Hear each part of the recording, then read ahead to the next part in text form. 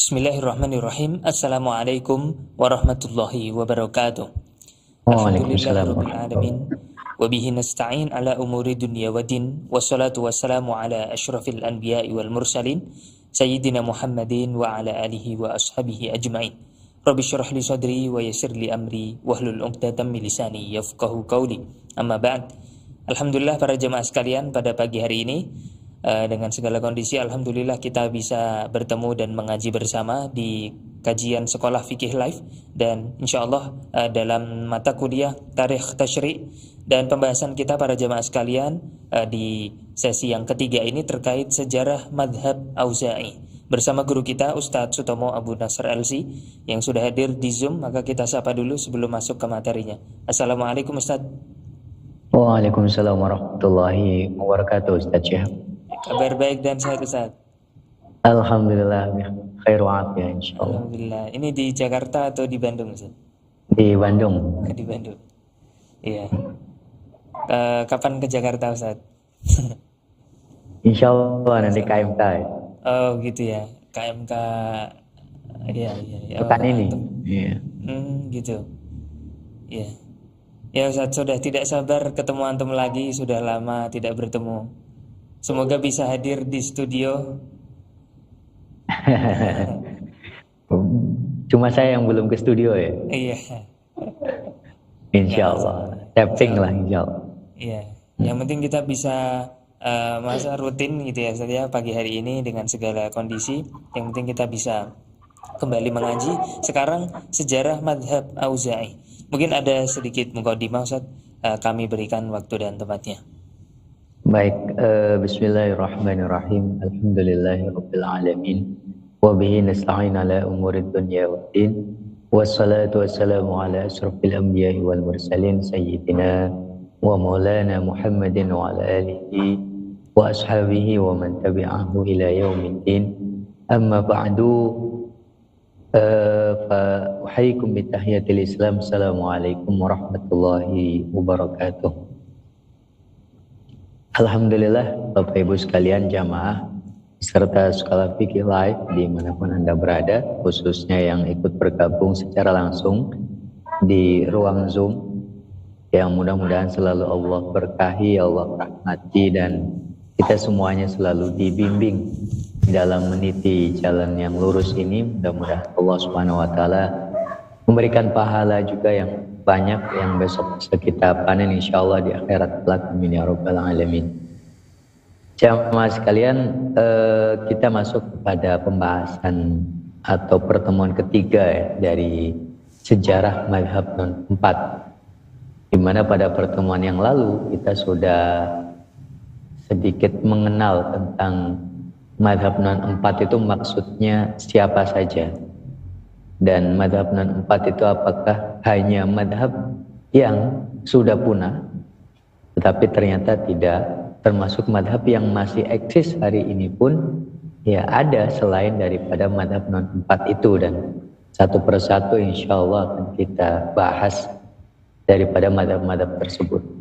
Kemudian pada pertemuan yang lalu kita membahas tentang hukum ya, daripada bermadhab dengan madhab non 4 itu sendiri, perdebatannya, dan muncul hukumnya atau pertanyaan terkait hukum ini sejak kira-kira kapan, dan kemudian bagaimana pandangan para ulama menurut mazhab non 4 itu, baik non 4 itu yang sudah punah misalnya, ataupun non 4 itu yang memang masih ada hari ini, bisa kita jumpai para penganutnya di beberapa negara. Itu yang sudah kita lewati sebagai sebuah pengantar tentang sejarah madhab non 4. Nah, hari ini kita mulai ya untuk membahas satu persatu madhab-madhab non 4 tersebut, di mana kita awali dengan salah satu madhab yang dari sisi pendirinya beliau hampir seusia dengan Imam Abu Hanifah dan juga hampir seusia dengan Imam Malik, yaitu Al-Imam Al-Auza'i. Kalau Imam Abu Hanifah kan lahirnya tahun 80 ya. Kalau Imam Malik lahirnya tahun 93 Hijriah. Nah, antara 80 dengan 93 Hijriah itu ada tahun di mana Al-Imam Al-Auza'i lahir, yaitu tahun 88 Hijriah. Artinya kalau dari sisi masa, dari sisi timeline sejarah, ya, beliau sama seperti Imam Abu Hanifah, Imam Malik yang mengalami dua masa kekhilafahan. Mengalami Bani Umayyah, juga sekaligus mengalami khilafah Abbasiyah seperti itu. Ini Al-Imam Al-Auza'i. Dan madhabnya di masanya juga merupakan madhab yang besar, ya. Sama seperti madhab Abu Hanifah, Malik dan seterusnya. Cuma kemudian sejarah menceritakan kepada kita bahwa usia daripada madhab ini tidak sepanjang, tidak selama dan tidak bertahan, ya, sebagaimana madhabnya Imam Abu Hanifah dan juga Imam Malik.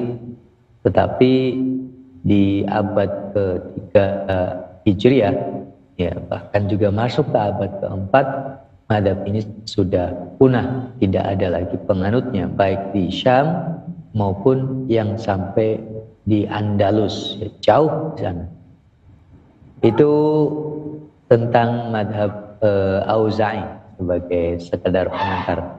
Insya Allah kita juga akan baca pengantarnya secara khusus dari buku yang sudah ditulis, tinggal nanti kita baca. Silakan Ustaz Syihab.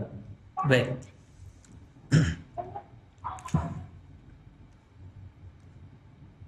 Pengantar. Sebagai salah satu bumi yang terberkahi, Syam memang memiliki keistimewaan tersendiri. Ada banyak kisah Nabi, ada banyak sahabat yang tinggal di Syam dan wafat di sana. Bahkan akhirnya Syam juga menjadi pusat kekhalifahan. Selama hampir 1 abad, ibu kota pemerintahan Islam ada di sana. Namun kalau kita lihat para pendiri mazhab yang 4, tidak ada dari mereka yang berasal dari Syam. Barangkali cuma Imam Syafi'i seorang yang sedikit ada ikatan emosional dengan Syam. Beliau lahir di Gaza, Palestina. Tapi dalam pengembaraan ilmiahnya, Imam Syafi'i tidak langsung mengambil ilmu Syam dari tempatnya. Wilayah terbanyak untuk disinggahi beliau adalah Hijaz, Yaman, Irak, dan terakhir Mesir. Itu kalau kita lihat dari 4 mazhab. Sedangkan mazhab fikih dalam Islam tentu saja tidak hanya 4. Dan Syam pernah menyumbangkan tokoh besar pendiri mazhab. Tokoh tersebut adalah Imam Auza'i. Mazhabnya adalah mazhab besar, pernah diikuti oleh kaum muslimin Syam dalam waktu yang tidak sebentar. Bahkan Andalusia yang jauh itu juga sempat menganut mazhab ini. Karena mazhab ini hanya pernah ada dalam sejarah dan kaum muslimin hari ini tidak menyaksikannya, maka wajar jika jarang sekali yang mengetahuinya. Padahal sebagai sebuah kekayaan khazanah hukum Islam, mazhab Auza'i juga sangat penting untuk diketahui. Pertama, tentu saja agar kita semakin faham bahwa kesimpulan hasil ijtihad para pakarnya memang bisa sangat beragam sampai menyebabkan lahirnya puluhan mazhab. Meski mereka tentu saja berijtihad dari satu sumber yang sama, ragam perbedaan itu memang tidak bisa dihindari. Itu sudah muncul sejak awal sekali masa keislaman. Mazhab Auza'i hanyalah salah satu dari ragam perbedaan itu. Kedudukannya sama seperti mazhab yang lainnya. Hanya saja suratan takdir telah ditentukan bahwa mazhab ini tidak berusia lama. Tentang seperti apa mazhab ini, siapa pendirinya, bagaimana perjalanan sejarahnya, sehingga menjadi mazhab dan akhirnya malah menghilang, itu semua akan dikupas dalam tulisan singkat berikut. Ya, jadi kita mengawalinya dari keberkahan Syam, ya. Bahwa Syam yang kita kenal wilayahnya kalau hari ini terdiri dari Palestina, Lebanon, kemudian Suriah dan Yordania, 4 negara, ya, itu adalah wilayah Syam. Itu wilayah yang tidak bisa kita pungkiri memang penuh dengan keberkahan. khususnya apalagi yang sangat dekat dengan Masjidil Aqsa, ya. Alladzi barakna haula. Dan Rasulullah SAW sendiri memang secara khusus mendoakan keberkahan untuk Syam. Barik lana fi Syamina, barik lana fi Syamina, seperti itu. Nah, ini yang hari ini mungkin populernya kita mengenalnya Damaskus, Suriah, seperti itu. Padahal wilayahnya ya ada 4 negara tersebut, ya. Yordan, Suriah, kemudian Lebanon, dan juga Palestina.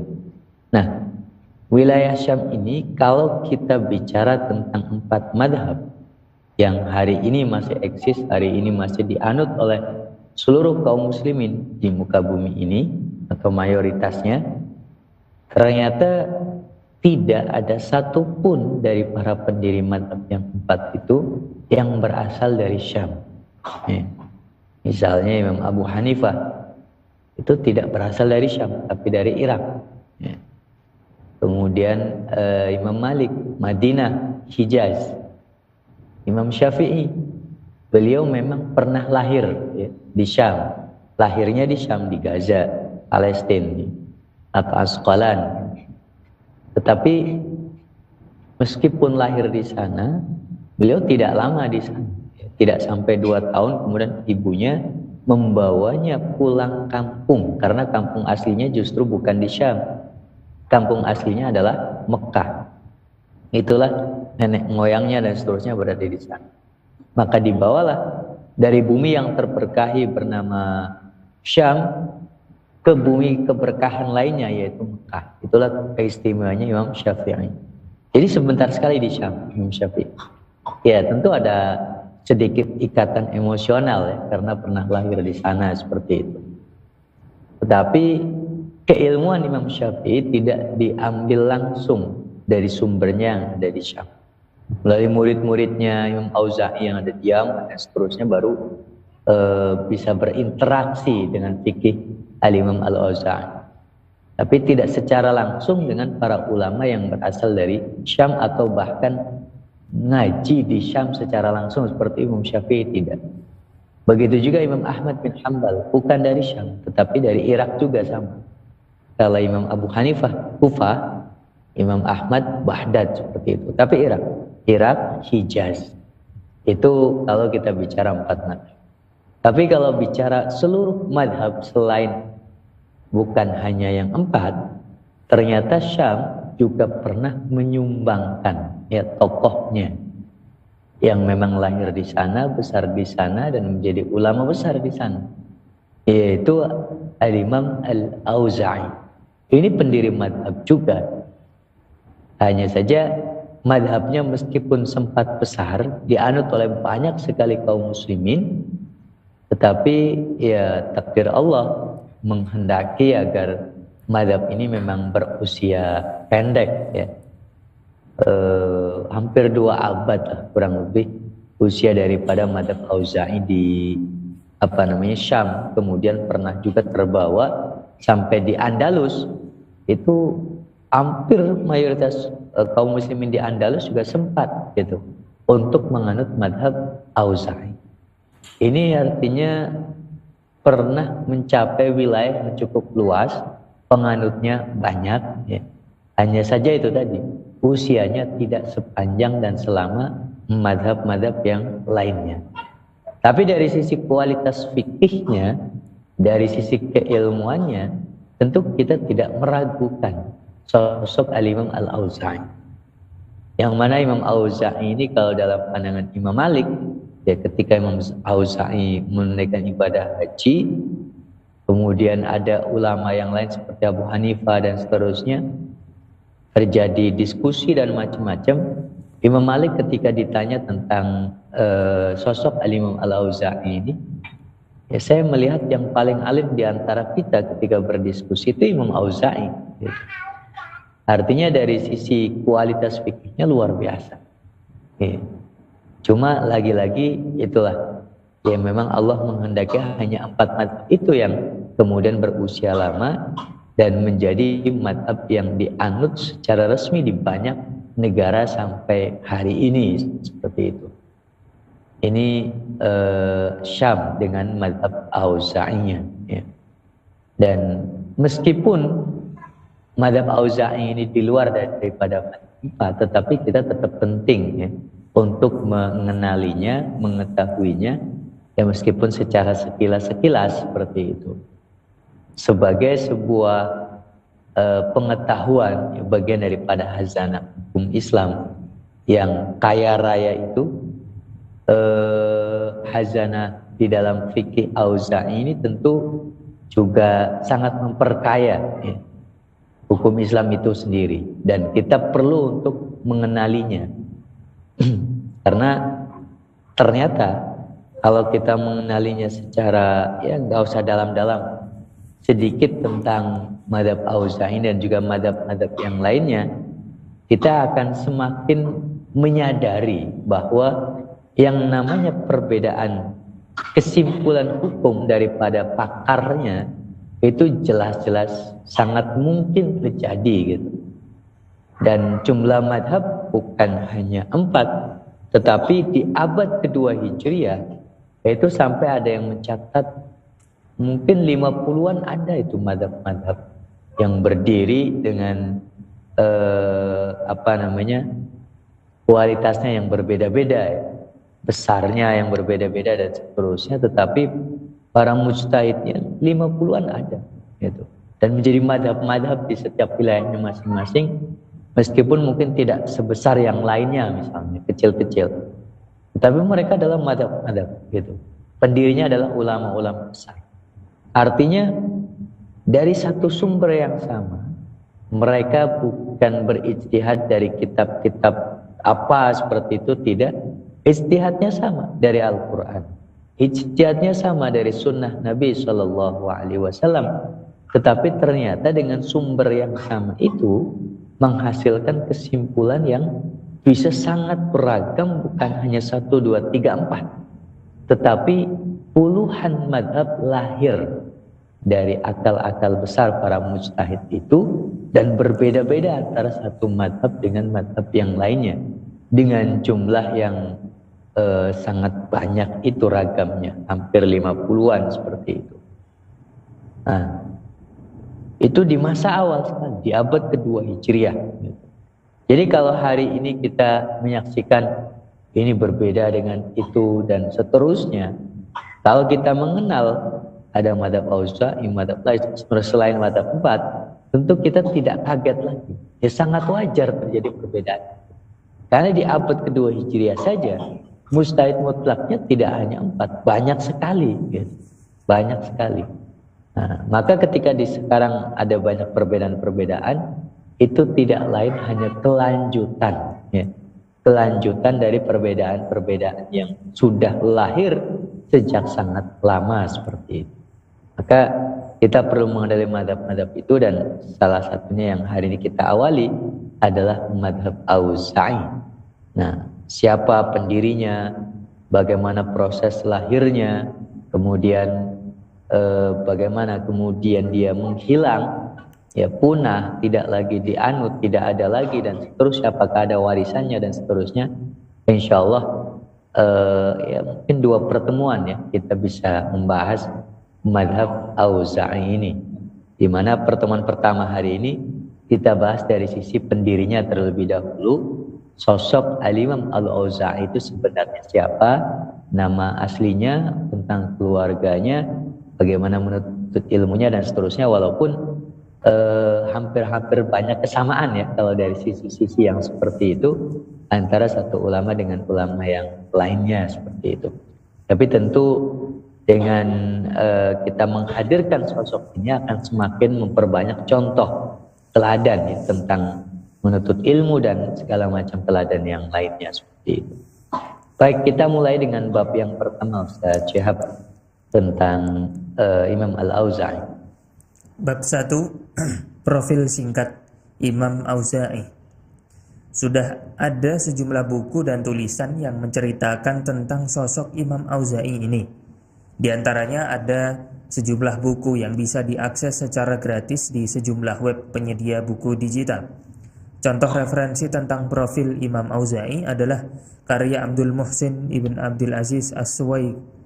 Ada juga buku tulisan dari Abdul Aziz Sayyid Al-Ahdad, atau tulisan yang lain misalnya karya Hanna Muhammad Husain, dan lain sebagainya.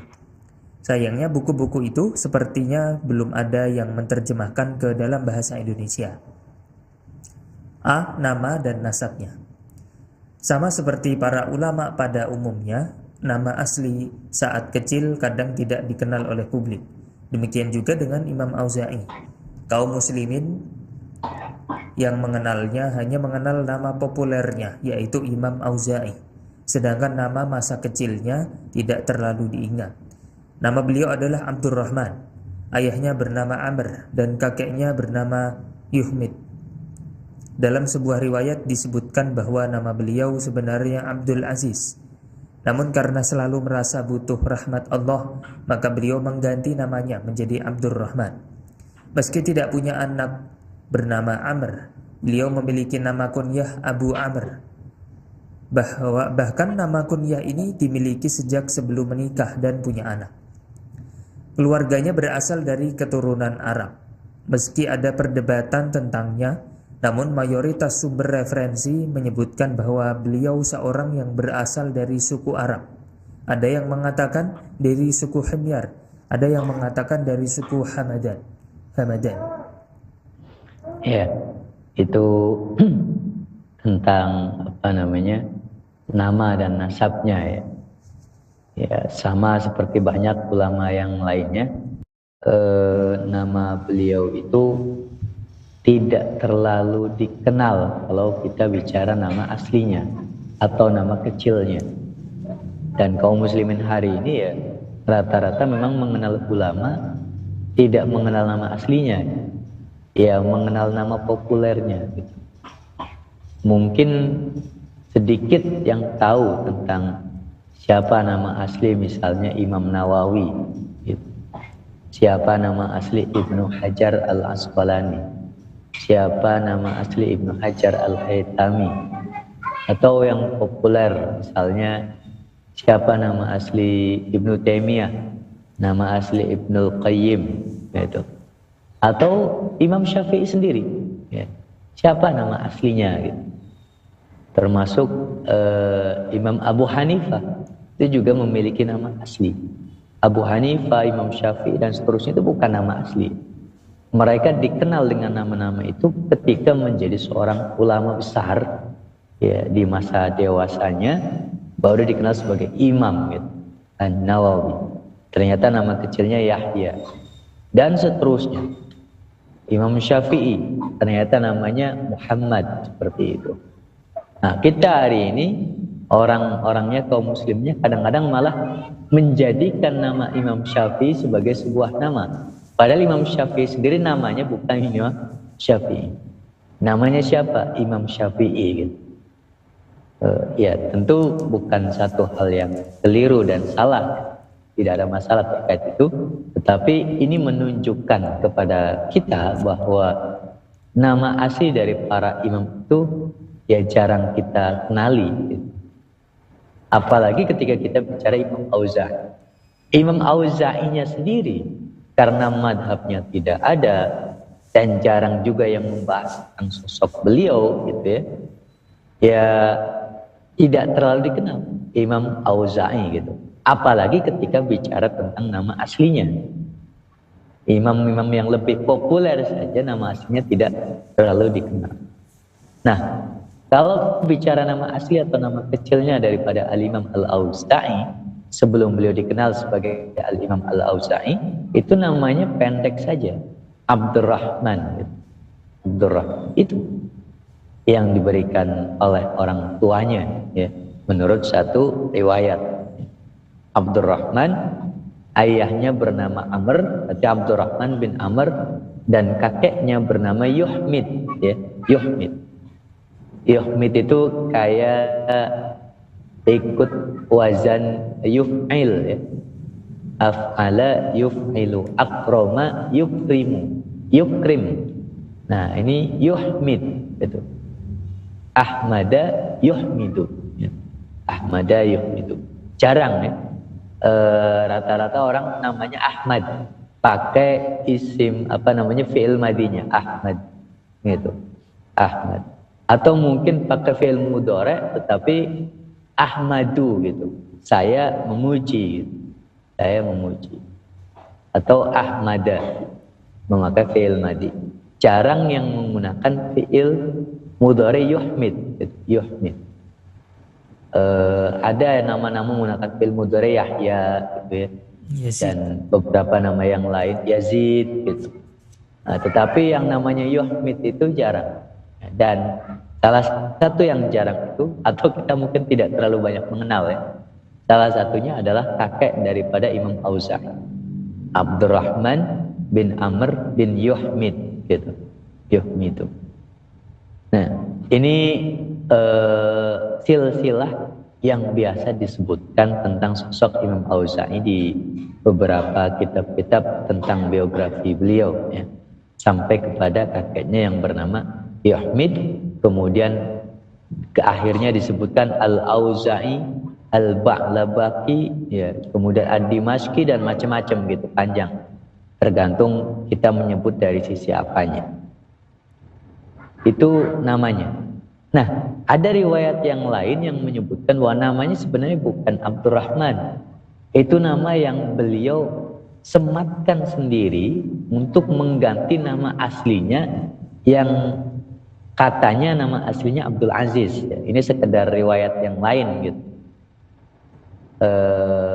Abdul Aziz, tapi kemudian sebagai seorang hamba yang sangat butuh dengan rahmat Allah dan selalu merasa butuh dengan rahmat Allah sampai merasa mengganti namanya dengan hamba Allah yang maha rahmat itu, yang dalam bahasa Arabnya disebut Ar-Rahman dan Ar-Rahim. Maka bisa disebut Abdurrahman atau Abdurrahim. Tetapi beliau memilih mengganti nama Abdul Aziznya itu dengan nama Abdurrahman. Ini salah satu riwayat ada yang menyebutkan demikian seperti itu. Nah, ayahnya yang bernama Amr, kakeknya bernama Yuhmid dan seterusnya ini berasal dari suku Arab ya. Mereka orang-orang Arab yang dulu asalnya ada yang mengatakan dari Yaman, ada yang mengatakan dari wilayah mana entah, dalam waktu yang lama jauh sebelum masa-masa kekhilafahan ya. Itu pindah ke wilayah yang ada di Syam itu. Ada suku-suku Arab yang pindah ke sana, ada Hamadan, ada Himyar, ada macam-macam, ngumpul di sebuah tempat yang tempat itu kemudian disebut sebagai Auza' gitu.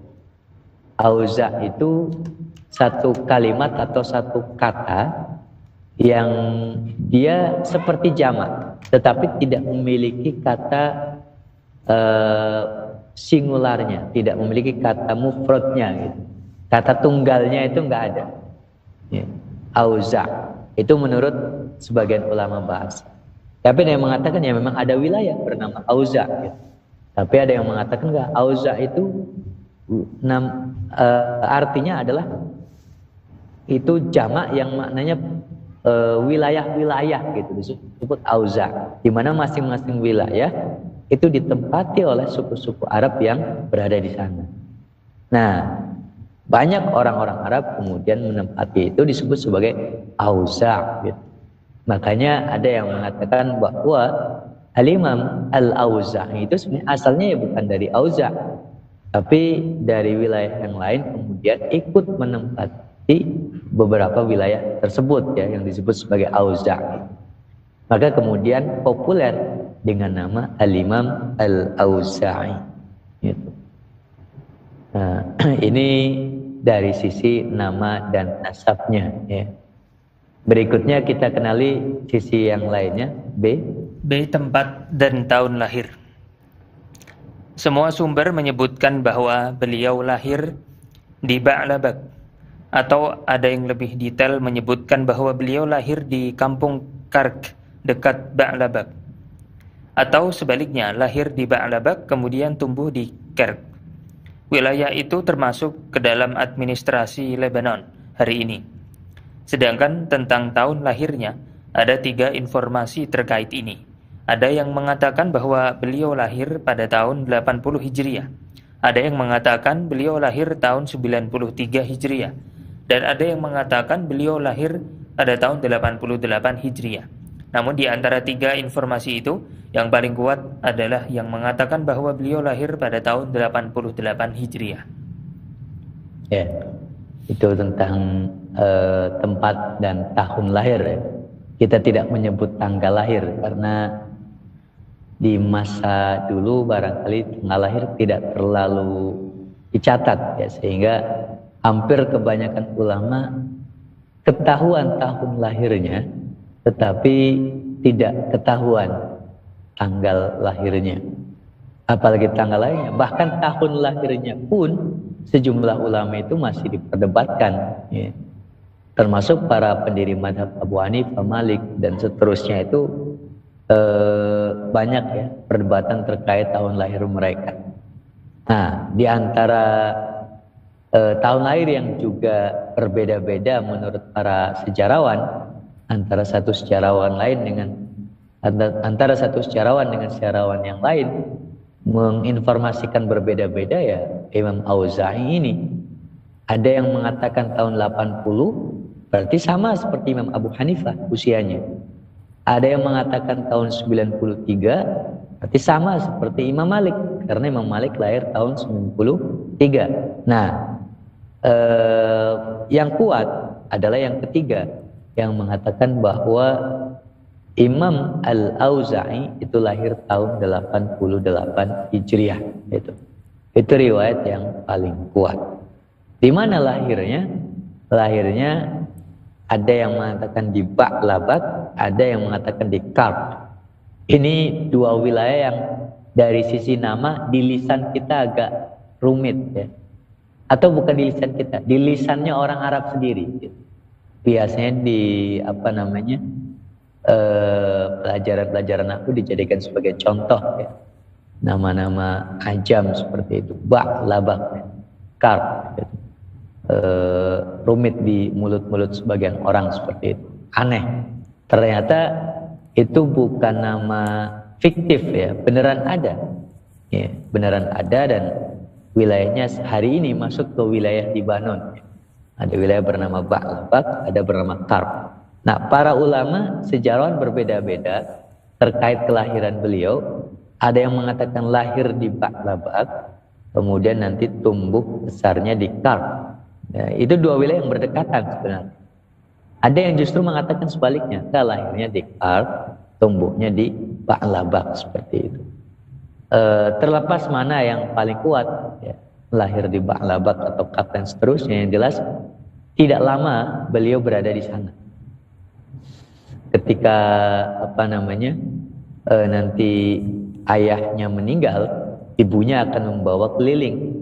Ya, dari Ba'labat, Karb, kemudian ke Beirut, sampai ke Damaskus dan seterusnya itu agar menuntut ilmu, belajar kepada para ulama di Syam. Karena ayah beliau itu meninggal pada saat beliau masih kecil, tapi beliau sudah sangat sadar, sudah pernah ngobrol, sudah pernah nyambung lah dengan ayahnya seperti itu. Jadi sempat ketemu dan sadar dengan ayahnya seperti itu. Yang jelas tahun lahirnya seperti itu ya, tahun 88. Kalau wafatnya sama seperti Imam Abu Hanifah usianya. Berarti kalau Imam Abu Hanifah 88 kurangi 8 tahun jadi 80. Kan Abu Hanifah 80, beliau 88. Maka kemudian tahun wafatnya Imam Abu Hanifah itu 150. Dan Imam Auza'i 158 Hijriah. Itu masa hidupnya daripada Imam Auza'i. Dan ketika itu masa kecil beliau ya masih di masa Bani Umayyah. Kata beliau sendiri pernah mengatakan bahwa ketika Umar bin Abdul Aziz itu memimpin ya khilafah Umayyah itu, ya beliau masih bermain gitu dengan teman-temannya. Dan kita tahu Umar bin Abdul Aziz itu memimpin pada tahun sekitar 100 Hijriah ya. 100, 101 seperti itu. 2 tahunan lebih lah. Tetapi di masa 2 tahunan lebih itu tidak panjang, mampu memakmurkan masyarakat Damaskus, masyarakat Syam sampai-sampai mereka bingung kepada siapa lagi mereka harus membayar zakat gitu. Itu di masa Umar bin Abdul Aziz tahun 101 100 Hijriah seperti itu. Nah, Imam Auza'i di masa itu masih ya mungkin awal-awal baligh ya. Tahun 88 Hijriah sampai ke 100 101 kan sekitar 12 tahun 13 tahun seperti itu. Ya, bisa jadi awal-awal balik gitu. Dan beliau sudah belajar, sudah keliling ke beberapa tempat ya, dan tahu gitu bahwa khalifahnya pada saat itu adalah Umar bin Abdul Aziz seperti itu. Ini tentang kelahirannya, masa hidupnya di tahun-tahun itu ya, 88 sampai 158 Hijriah. Mengalami 2 kekhilafahan, khilafah Bani Umayyah yang pusatnya memang berada di Damaskus, di Syam. Kemudian nanti tahun 132 Hijriah, Umayyah hancur, muncul dinasti atau kehilafahan berikutnya yaitu Abbasiyah yang ibu kotanya tidak lagi di Syam tapi di Baghdad, ke Irak, pindah ke sana. Kalau Imam Abu Hanifah berarti sebaliknya. Beliau mengalami Umayyah tapi ibu kotanya tidak di sana, di Irak. Nah, ketika Irak menjadi ibu kota, ya berarti giliran Imam Abu Hanifah yang menjadi semacam di pusat ibu kota keislaman. Sedangkan Imam Auza'i ditinggal ibu kotanya gitu. Itu barangkali tentang masa hidupnya ya, dari tahun lahir dan di mana tempat lahir beliau, Al-Imam Al-Auza'i. Berikutnya, C.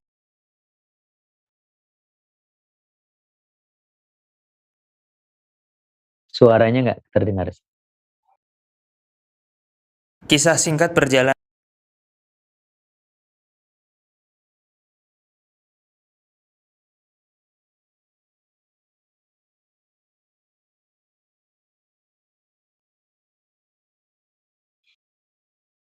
Belum Ustaz suaranya? Nah, udah. Perjalanan ilmiah masa kecil. Imam Auza'i sendiri yang mengatakan bahwa ayah beliau meninggal saat Imam Auza'i masih kecil. Mati lagi.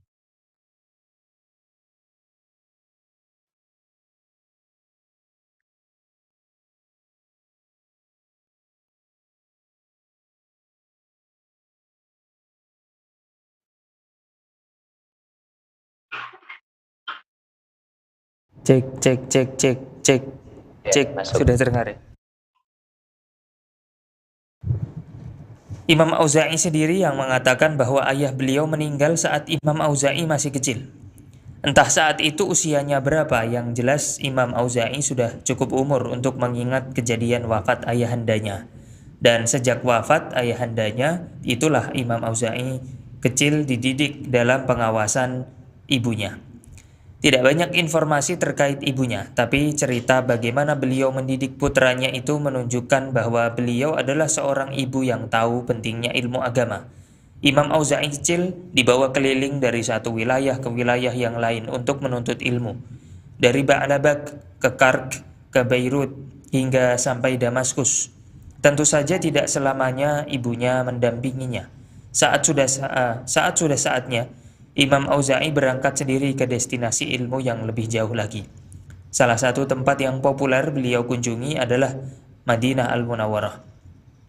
Ada sejumlah guru yang juga merupakan guru dari Imam Malik, dan Imam Auza'i juga menjadi muridnya. Saat pengembaraan ilmiahnya selesai, beliau pulang lagi ke Damaskus dan akhirnya pulang ke Beirut dan wafat di sana. Iya. Ini tentang ya, singkat ya perjalanan ilmiah daripada Imam Al-Auza'i. Jadi masa kecil beliau didampingi lebih banyak oleh ibunya karena ayahandanya meninggal pada saat beliau masih kecil, meskipun beliau menyadarinya, tahu ya, sudah mengenal, tahu punya ayah dan seterusnya seperti itu. Ketika ayahnya sudah meninggal, ibunya lah yang kemudian mengawasi pendidikannya. Beliau sangat peduli, tahu pentingnya pendidikan buat anak-anak ya. Makanya dari satu tempat ke tempat yang lain beliau antar itu oleh ibunya.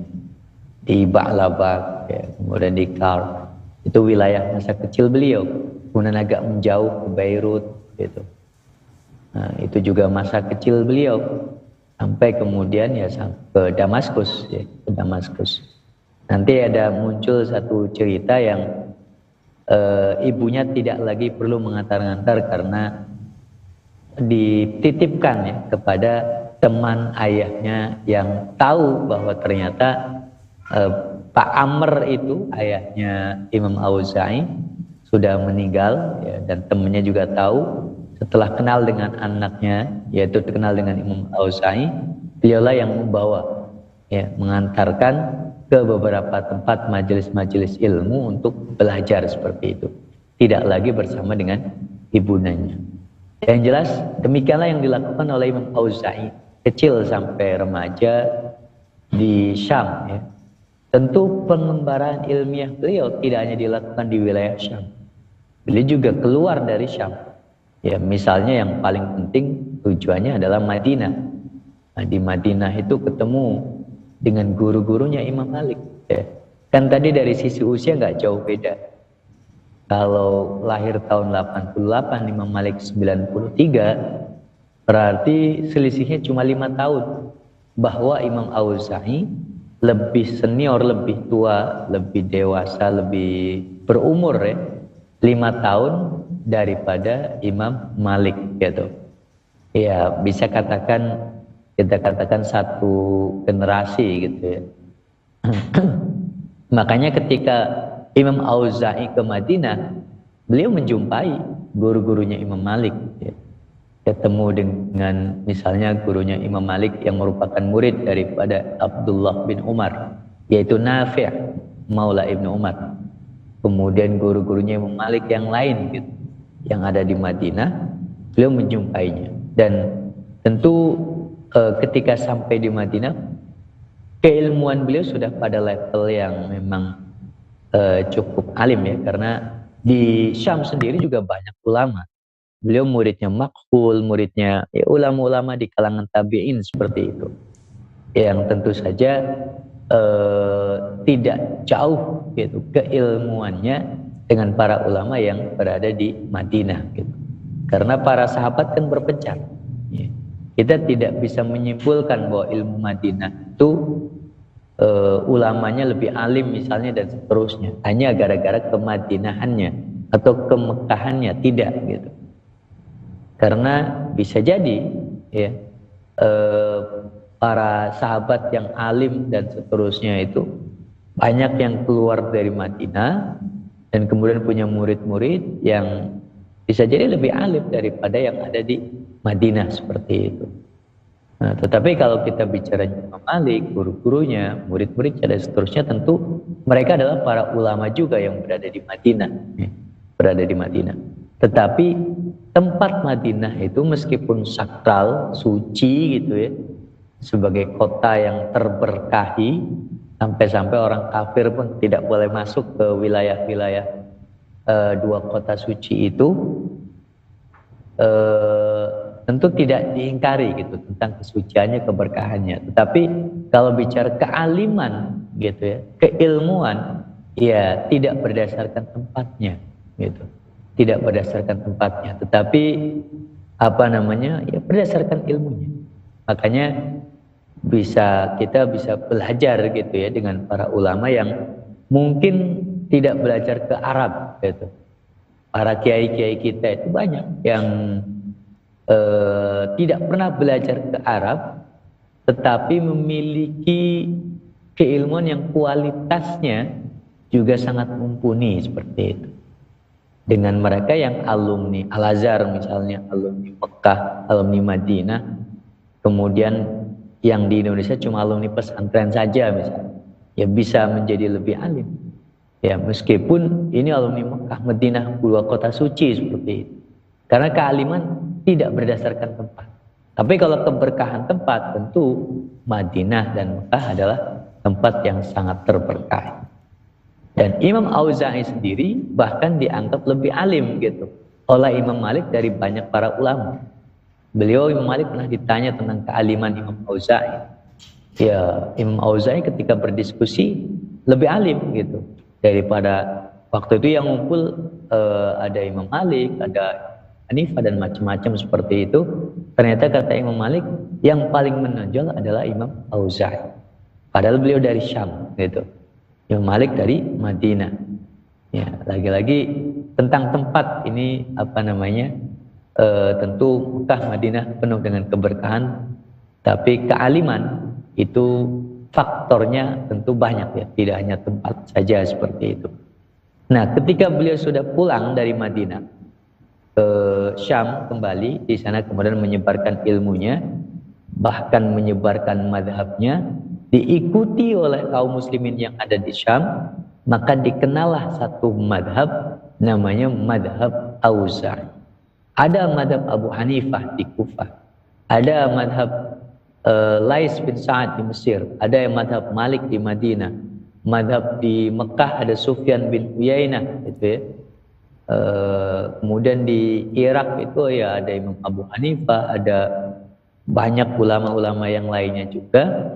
Tetapi di Syam itu yang paling menonjol dan tidak ada yang lain, hanya Al-Imam Al-Auza'i. Dan madhab beliau dianut oleh mayoritas kaum muslimin yang ada di Syam, dan akhirnya membesar gitu ya. Bahkan kemudian bukan hanya Syam, Andalusia ikut-ikutan juga bermadhab dengan madhabnya Imam Auza'i. Gitu. Itu perjalanannya kurang lebih demikian ya, perjalanan ilmiahnya. Terakhir kita kenali tentang keluarga beliau. Tentang keluarga Imam Auza'i. Ada sejumlah nama dari keluarga beliau yang juga dikenal, meski tidak sepopuler Imam Auza'i. Berikut ini adalah beberapa cerita menarik tentang sebagian keluarganya. Pertama adalah ayahnya, Amr bin Yuhmid. Kemudian, kemungkinan beliau sempat mengalami masa pemerintahan Umar bin Khattab. Cerita berikut menunjukkan itu. Suatu saat di Damaskus, saat beliau masih kecil dan sedang bermain, tiba-tiba ada pengendara yang membawa tunggangannya dengan cepat. Amr kecil itu kemudian bertanya kepada penunggang kendaraan tersebut tentang dari mana asalnya. Pengendara itu menjawab bahwa dirinya dari Madinah. Ada informasi penting yang sedang ia bawa. Informasi itu adalah tentang wafatnya Umar bin Al-Khattab. Cerita ini diceritakan oleh Imam Auza'i yang menceritakan dari ayahnya itu. Saat menceritakan, mata Imam Auza'i meneteskan air mata. Hanya orang yang dekat beliau yang bisa menyaksikan itu. Kedua, ibunya. Tidak banyak informasi tentang beliau. Hanya informasi bahwa beliau mendidik anaknya dengan sangat baik. Hingga suatu saat, Imam Auza'i sedang bermain bersama teman-temannya. Datang seorang laki-laki. Semua temannya lari, sedangkan Imam Auza'i kecil tetap berada di tempatnya. Laki-laki itu kemudian bertanya kepada Imam Auza'i tentang siapa dirinya. Setelah dijawab anaknya Pak Amr, maka laki-laki itu mengatakan bahwa Pak Amr adalah temannya, dan itu berarti Imam Auza'i adalah keponakannya. Maka diajaklah Imam Auza'i kecil itu ke tempat-tempat menuntut ilmu. Sejak saat itu ibunya menyerahkan dan menitipkan putranya itu ke laki-laki yang merupakan teman Pak Amr itu. Lalu anak-anaknya. Beliau diriwayatkan memiliki 3 putri dan 1 putra. Putri beliau bernama Muhammad, sedangkan 3 putrinya tidak diketahui namanya. Namun ada kisah saat Imam Auza'i bertemu Khalifah Abbasiyah, istri Khalifah memberikan 3 hadiah perhiasan untuk 3 putrinya. Sedangkan putranya yang bernama Muhammad, maka beliau dikenal sebagai tokoh spiritualitas di zamannya. Kata Imam Ibnu Asakir, orang yang paling hebat ibadahnya adalah Muhammad ibn Abdurrahman. Dari putranya inilah kita tahu satu mimpi yang pernah dialami Imam Auza'i tentang surga yang pintunya sudah beliau datangi. Dan saat itu di pintu surga ada Rasulullah dan sahabatnya. Ya, ini sedikit tentang keluarga beliau ya. Sebenarnya ada juga tentang adiknya, tentang kakaknya dan seterusnya, tapi kita cukupkan dengan yang paling dekat, yaitu ayah, ibunya, dan juga anak-anaknya. Nah, kalau sosok ayahnya tadi kan jelas ya, namanya Pak Amr itu. Nah, Pak Amr ini masa hidupnya, kalau dari cerita yang tadi disebutkan, itu masa kecilnya di masa ketika Khalifah Umar bin Khattab masih menjadi khalifah ya. Misalnya cerita tadi kan ketika ayahnya menceritakan kepada Imam Auza'i kecil ya, bahwa dulu beliau lagi main-main. Yang main-main ini ayahnya Imam Auza'i. Pada saat main-main tiba-tiba ada seorang pengendara, mungkin pakai kuda gitu ya di zaman itu, yang mengendara dengan cepat. Nah, sebagai anak-anak yang lihat mengendara cepat seperti itu, kemudian mereka pada bertanya, kamu dari mana gitu, cepat sekali. Kemudian dia sedikit melambatkan dan menjawab bahwa saya dari Madinah. Ada kabar penting apa sampai harus cepat-cepat gitu. Khalifah Umar bin Khattab meninggal gitu. Nah, itu cerita ya yang menunjukkan bahwa beliau pada saat kecil itu ayahnya Imam Auza'i itu ternyata mengalami masa kekhilafahan Umar bin Khattab radhiyallahu taala.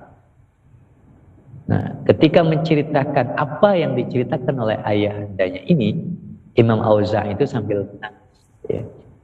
Mendengar wafatnya Umar bin Khattab yang tentu Imam Auza'i tidak pernah bertemu dengan beliau, bahkan ayahandanya juga wallahu alam ya, karena beliau kecil di Syam gitu.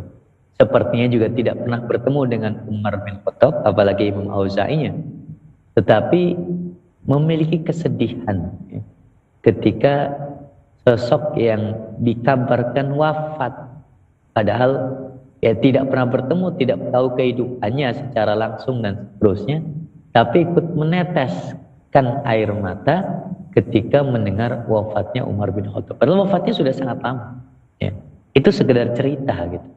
Berarti sangat peka sekali perasaan beliau, ya. Halus gitu hatinya. Ini Al-Imam Al-Auza'i.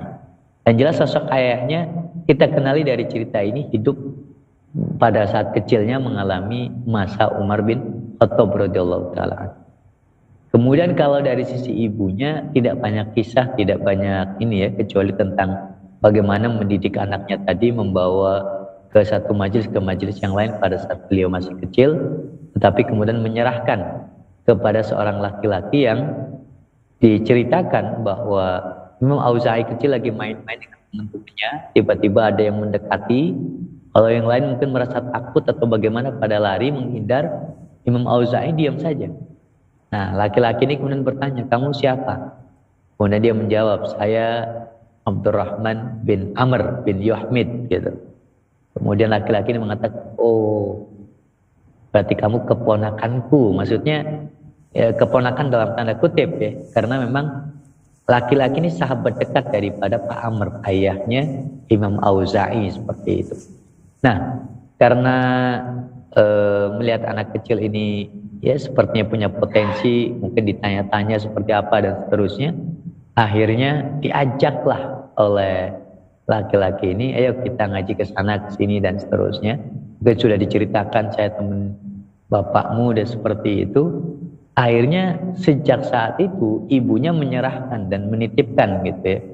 Ini tentang ibunya lagi, bahwa anaknya udah gak usah sama ibunya lagi karena sudah ada orang lain gitu yang mau gitu untuk mengantarkan Imam Auza'i kecil ngaji dan seterusnya. Sampai kemudian ya tentu itu tidak lama ya, beliau juga semakin dewasa dan keluar sendiri lah, bukan hanya ke tempat-tempat majelis ilmu yang ada di Syam, tapi juga keluar dari Syam sampai ke Madinah. Ini tentang ibunya. Kemudian tentang anak-anaknya. Diceritakan beliau punya 4 anak, 1 laki-laki, 3 perempuan. Yang laki-laki namanya Muhammad, yang perempuan yang 3 itu tidak diketahui namanya siapa. Ya, tidak disebutkan. Satu-satunya kisah tentang 3 anak perempuan yang dimiliki oleh Imam Auza'i ini adalah tentang bahwa Imam Auza'i itu pernah diberi hadiah datang ke Khilafah Abbasiyah. Ya, artinya beliau juga cukup dekat ya dengan kekuasaan. Tentu bukan dalam rangka mendapatkan keuntungan-keuntungan pribadi seperti itu, tetapi ya ada target-target dakwah tertentu seperti itu. Nah, Imam Auza'i ketika berada di Khilafah Abbasiyah, kemudian ditanya tentang punya putri, punya 3 gitu. Kemudian istrinya khalifah pada saat itu memberikan hadiah. Perhiasan ada 3, ini buat ketiga putri kamu, seperti itu. Cuma cerita itu saja ya yang ada di beberapa informasi kitab-kitab tentang 3 putri Imam Auza'i. Bagaimana keilmuannya dan seterusnya tidak terlalu disebutkan di riwayat-riwayat atau cerita tentang Imam Auza'i. Kecuali tentang putranya yang bernama Muhammad. Kalau putranya yang bernama Muhammad itu memang lebih dikenal ya dibanding putri-putrinya. Cuma beliau dikenal bukan dari sisi keilmuannya, tapi dari sisi spiritualitasnya, dari sisi ibadahnya yang luar biasa. Sampai-sampai Al-Imam Al-Hafidh Ibnu Asakir pernah mengatakan, orang yang paling hebat ibadahnya itu ya Muhammad. Maksudnya Muhammad bin Abdurrahman, Muhammad bin Imam Al-Auza'i itu. Populer di situ. Ya, dan beberapa kisah mimpinya Imam Auza'i juga diceritakan, salah satunya oleh anaknya ini yang bernama Muhammad gitu. Jadi dia juga dikenal sebagai seorang ulama, tapi lebih populer dari sisi spiritualitasnya ya, bukan dari sisi keilmuan intelektualitasnya. Itu tentang anak-anaknya. Jadi ayahnya sudah, ibunya sudah, anak-anaknya sudah. Itu saja barangkali yang bisa kita kenali tentang sosok Imam Auza'i. Selanjutnya bab berikutnya adalah mengenai spiritualitas Imam Auza'i. Keseimbangan dalam hidup sangat perlu dilakukan. Jika akal terus disuapi dengan nutrisinya, maka demikian juga hati harus sering disuapi juga dengan nutrisinya. Nutrisi hati salah satunya adalah segala hal spiritualitas yang membuat hati menjadi tenang. Ibadahnya. Semua aktivitas bisa bernilai ibadah, dan memang untuk beribadah manusia dan jin itu diciptakan. Namun ibadah yang dimaksud dalam tulisan ini adalah ibadah mahdhah. Yang pertama, sholat yang banyak. Bukan hal yang aneh bagi para ulama Rabbani untuk melakukan sholat dalam jumlah banyak. Tulisan ini sekedar menambah contoh-contoh yang sudah pernah dan sering kita dengar. Suatu ketika ada seorang jamaah sholat Jumat yang datang berbarengan dengan Imam Auza'i. Dari awal datang hingga sholat Jumat dilaksanakan, seorang jamaah ini menghitung jumlah rakaat sholat sang imam, dan katanya sampai ada 32 rakaat. Dua banyak menangis. Ada sejumlah kisah yang menunjukkan itu. Sebagian orang mengira bahwa ada anak kecil pipis di tempat Imam Auza'i biasa beribadah. Namun karena cukup sering, akhirnya ketahuan bahwa ternyata itu air mata sang imam. Di rumah beliau juga demikian. Ada seorang ibu-ibu tamu yang menyaksikan genangan air di lantai rumah Imam Auza'i. Ibu-ibu itu menegur istri sang imam agar segera membersihkannya. Dengan menangis, sang istri menjawab bahwa itu air mata suaminya. 3. Rutin haji dan umrah. Jarak Syam ke Mekah tentu bukan jarak yang dekat di masa itu.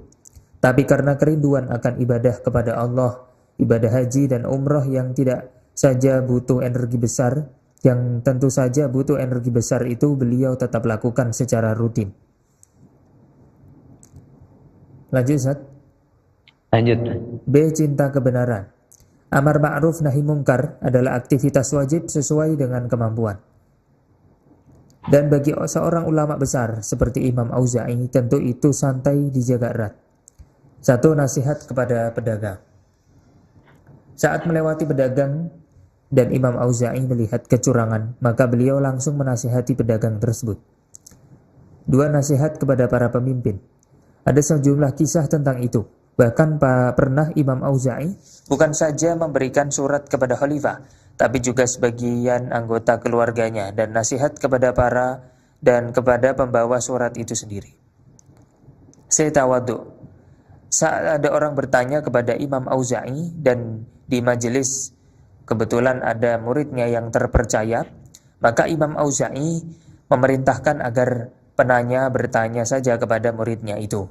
Salah satu kejadian semacam ini pernah dialami oleh Sa'id bin Abdul Aziz. Saat ada penanya, Imam Auza'i malah mengatakan, coba tanyakan kepada Abu Muhammad. Yang dimaksud adalah Sa'id bin Abdul Aziz itu.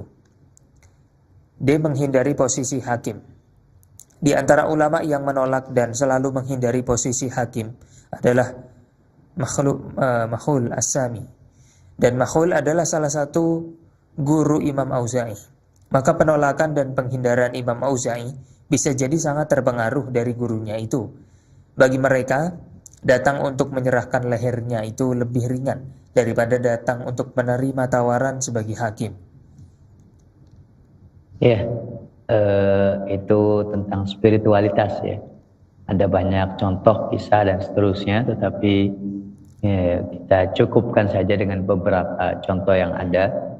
Intinya ya begitulah ibadahnya, begitulah tawadhunya, gitu ya. Kemudian bagaimana beliau sangat mencintai kebenaran, dan terakhir tadi beliau menolak ya, tidak mau diangkat menjadi seorang hakim karena betapa itu tanggung jawab yang sangat besar gitu. Makanya dulu banyak kisah ya, orang-orang yang bahkan dikejar-kejar, dihukum dan seterusnya oleh pemerintahan karena tidak mau diangkat sebagai seorang hakim gitu. Dan banyak di antara para ulama yang menghindari itu, walaupun banyak juga yang ya disebut sebagai al-qadi dan seterusnya seperti itu. Itu semuanya tergantung bagaimana cara masing-masing para ulama itu mengelola hatinya, mengelola amanahnya dan seterusnya. Dan tentu ketika kita melihat ada orang menjabat hakim ya, jangan menilai sebagai berarti ini tidak seperti para ulama yang menolak itu gitu. Tidak. Ya, asal amanah. Tentu itu bisa menjadi ladang pahala juga seperti itu. Tetapi bagi yang merasa tidak kuat dan seterusnya ya boleh untuk dihindari. Sebagaimana Al-Imam Makhul, ya, gurunya Imam Auza'i, kemudian Imam Auza'i sendiri, termasuk bahkan Imam Abu Hanifah gitu ya, itu kan menolak posisi sebagai seorang hakim gitu. Dan mudah-mudahan contoh-contoh spiritualitas ini juga menjadikan kita tahu gitu ya, betapa antara ilmu dan juga hati, amalan dan seterusnya itu memang seharusnya berpadu seperti itu. Ya, itu saja barangkali Ustaz Syihab ya, tentang sosok Imam Auza'i, pendiri Madzhab Auza'i.